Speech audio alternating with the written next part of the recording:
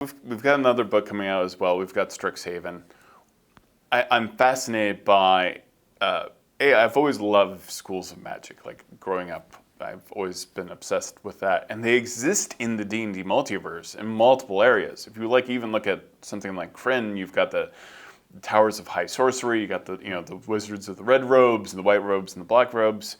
If you're looking at pop culture, you've got Harry Potter and all these other magical schools. My current favorite, which I've talked publicly about before, is Witch Hat Atelier, which is a Japanese comic book series, and it is one of my favorite depictions of a magic school, but for much younger students than Strixhaven. Right. Strixhaven to me is special in that they're university students. So we have a lot of examples in pop culture of magic schools for sort of children and like high school age students, but Strixhaven, it's for young adults. Right.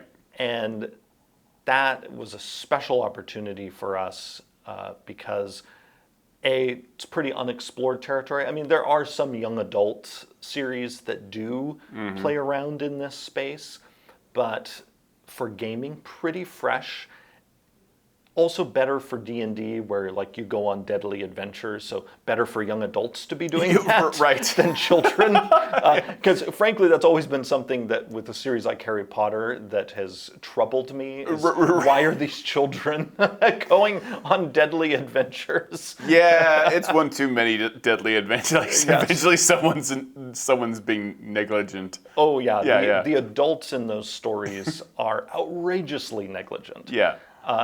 And in Strixhaven, the students are young adults. And that allowed us not only to feel okay about sending them on adventures, but also to explore things that are a part of university life, but also just the young adult experience that are not things we typically explore in D&D adventures. So that's why Strixhaven has relationship rules that can not only be about forming close friendships or having frenemies, but those rules can be used to create a romance. Not something we've done in any of our 5th edition products. We have rules for exams, for your extracurricular activities and the benefits you gain from them. But then we also have options so that you can feel like your character, who in this book is assumed to be a student at Strixhaven, where you can have abilities connected to the college you join at Strixhaven, because this university is composed of 5 distinct colleges, each of which appear in the Strixhaven magic set with gorgeous art. And the book allows you to connect your character to one of those colleges and gain some abilities that are emblematic of the magic that is used or focused on in that college.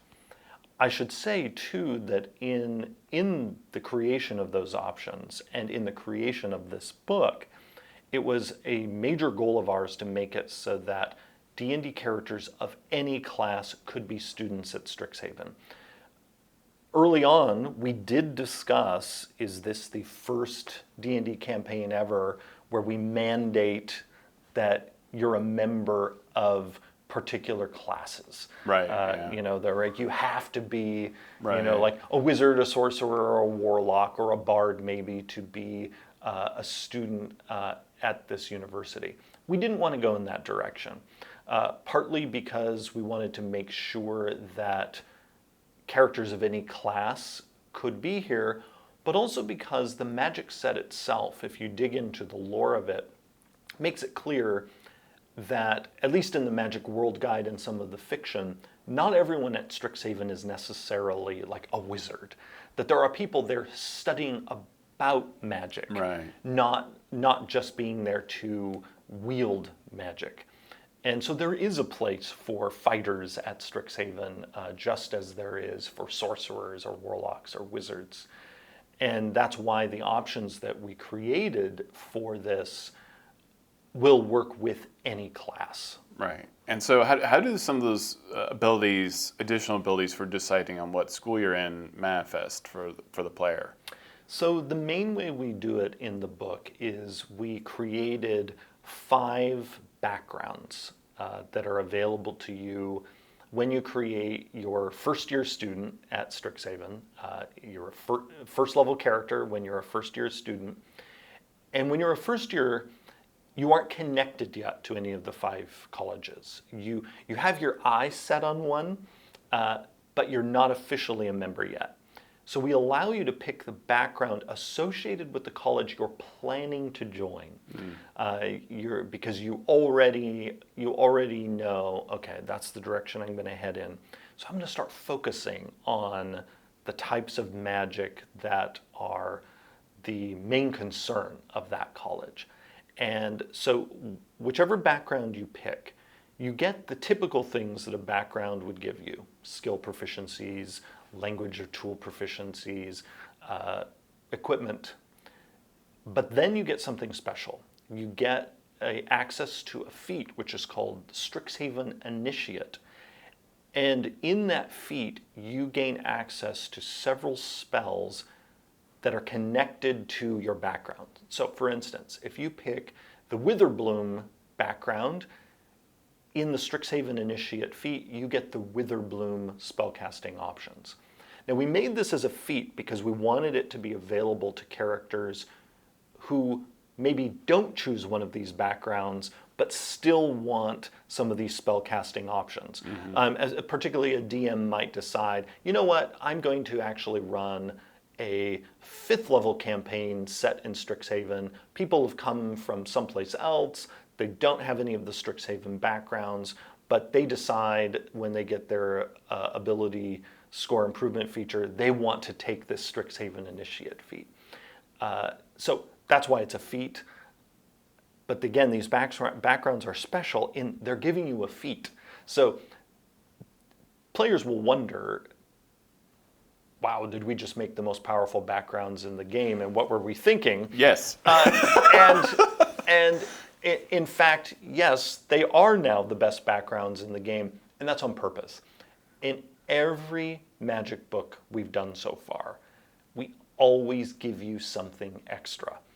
In Guildmaster's Guide to Ravnica, you associate yourself with one of the guilds, you build up renown with that guild, right. And this unlocks various powers for you.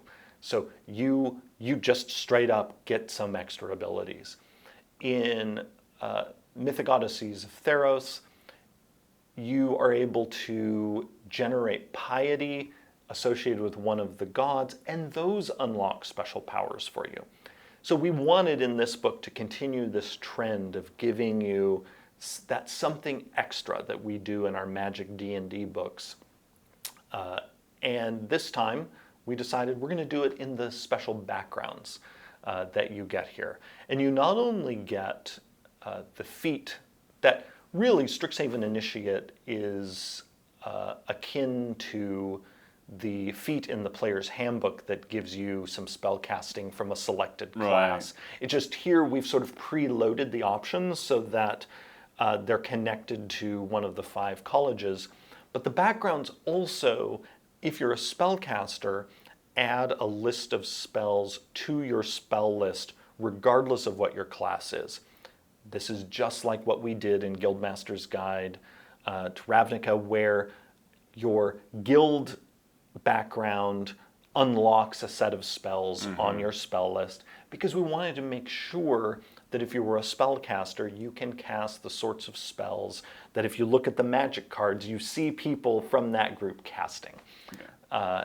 And if you take that Strixhaven Initiate feat, either because you take one of these backgrounds and you get it for free, or you've decided to just select it at some point during your adventuring career, that then qualifies you to later get the Strixhaven Mascot feat, which is another feat in this book that allows you to summon one of the 5 colleges' mascot creatures as your familiar, and not only have it as a familiar, but that familiar is able to attack, similar to how The Pact of the Chain Warlock's familiar can attack. But this feat also unlocks the ability for a limited number of times per day, you and your familiar teleporting and swapping places. Because playing around with these mascots is a part of the Magic card set, and we wanted to give you a concrete way to unlock that for your Strixhaven character. If all of that is not enough for you, we also introduce one new spell for each of the 5 colleges, so 5 new spells total. Each one really meant to tease out the flavor of that college, and those spells appear on those background spell lists. So if you choose one of the backgrounds, automatically you're going to gain access, once you're of the appropriate level, to the new spell that's associated with your college. But in the book, we also add these 5 spells to various classes' spell lists. So if you get this book and you're a bard, several of these spells are just suddenly going to appear on your list. And that's true even for the artificer. We made sure the artificer gained access to 1 or 2 of these spells. And if that's not enough for you, we then also created new magic items. Fantastic. And then owlfolk. And the Owlin, yes. The Owlin appeared as a playable race option in Unearthed Arcana. We called it then the Owlfolk, and released it with the fairy and the Harengon, which was called Rabbit Folk in that, along with a new version of the Hobgoblin. We often will do this. We will mix together in Unearthed Arcana options that are actually from different books. So people now see that in that Unearthed Arcana, some of it was destined for the Wild Beyond the Witchlight. The Owlfolk, which is actually the Owlin, was destined for Strixhaven. They haven't yet seen where the Hobgoblin. Oh, I'm aware. The Hobgoblin is going to show up. Yeah, I'm waiting for the Hobgoblin. Yeah, so I'm just putting a pin in that for people to realize that there have actually been several options that have appeared in Unearthed Arcana over the past year, and we haven't announced yet what book those are appearing in. But anyway, just putting that out there. People loved the Owlfolk, aka the Owlin in Unearthed Arcana, and has made it into the book in a form very close to how it appeared in UA.